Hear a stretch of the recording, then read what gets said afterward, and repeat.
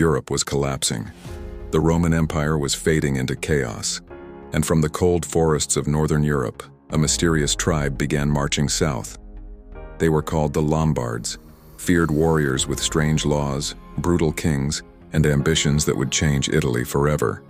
But how did this forgotten tribe rise from wandering migrants to rulers of one of Europe's greatest kingdoms? And why did their empire suddenly vanish after facing one man, Charlemagne? Stay until the end, because the final collapse of the Lombards changed European history forever. For many people, the history of Europe jumps directly from ancient Rome to knights and castles. But between those worlds came centuries of chaos known as the early Middle Ages. During this time, powerful tribes moved across Europe, creating new kingdoms on the ruins of Rome. One of the most important and most forgotten was the Lombards. The Lombards were a Germanic people who eventually conquered much of Italy and ruled there for more than 200 years.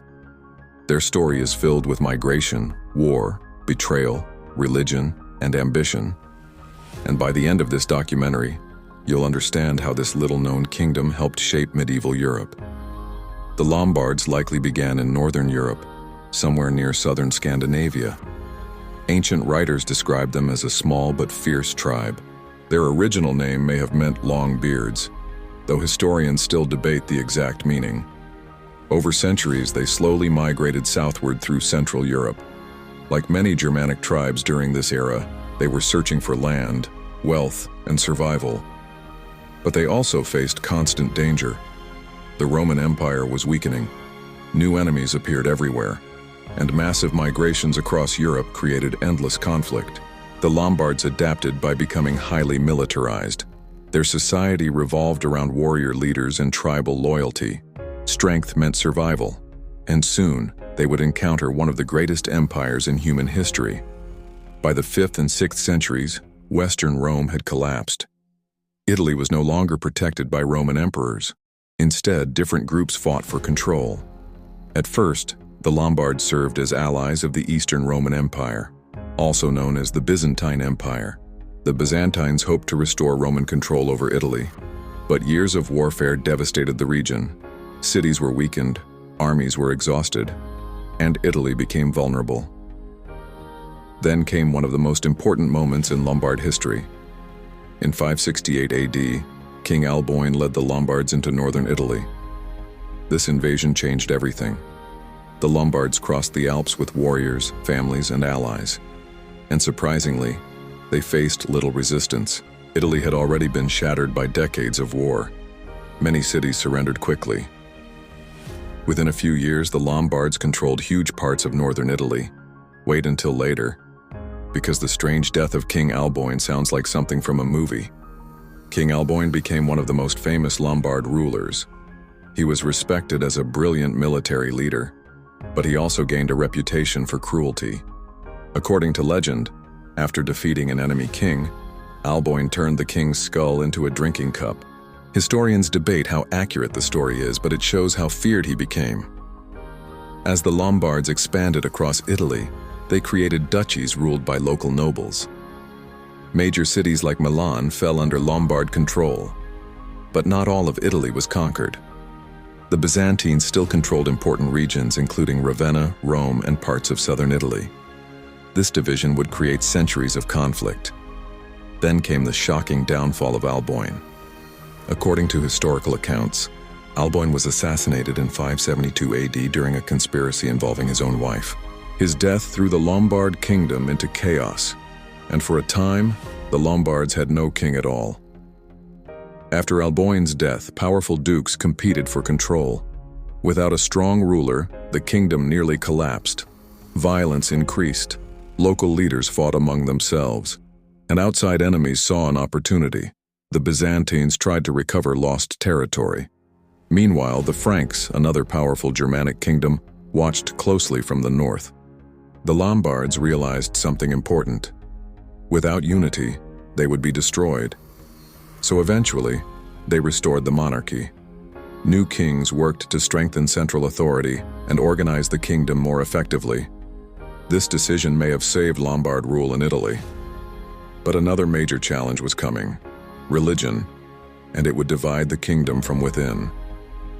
Many Lombards originally followed Arian Christianity, which differed from the Catholic beliefs of Rome. This created tension with the local Italian population and the Catholic Church. But over time, things slowly changed. One important figure was Queen Theodelinda. She supported Catholic Christianity and helped improve relations with the Church. Her influence transformed Lombard society.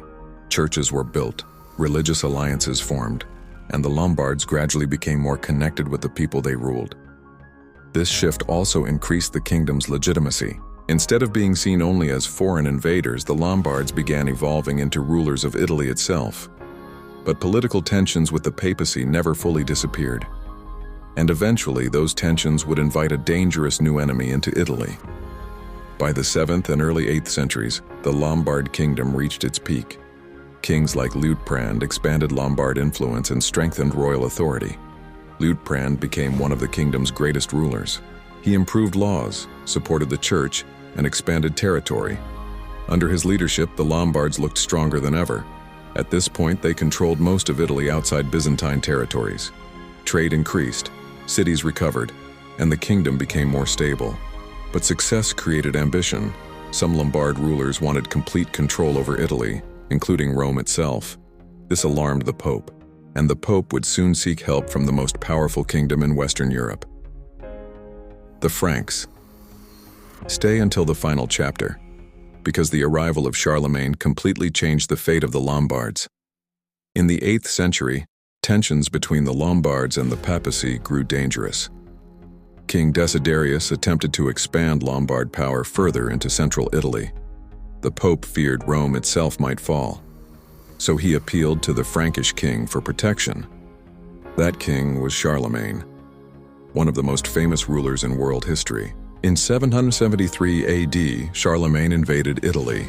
The campaign moved quickly. Frankish armies crossed the Alps and surrounded Lombard strongholds. The decisive moment came at Pavia, the Lombard capital. After a long siege, the city surrendered in 774 AD. King Desiderius was defeated, and Charlemagne declared himself king of the Lombards. The independent Lombard kingdom was over. After more than 2 centuries of rule, their empire disappeared. But the Lombards themselves did not vanish. Their culture, laws, and influence remained deeply connected to Italian history.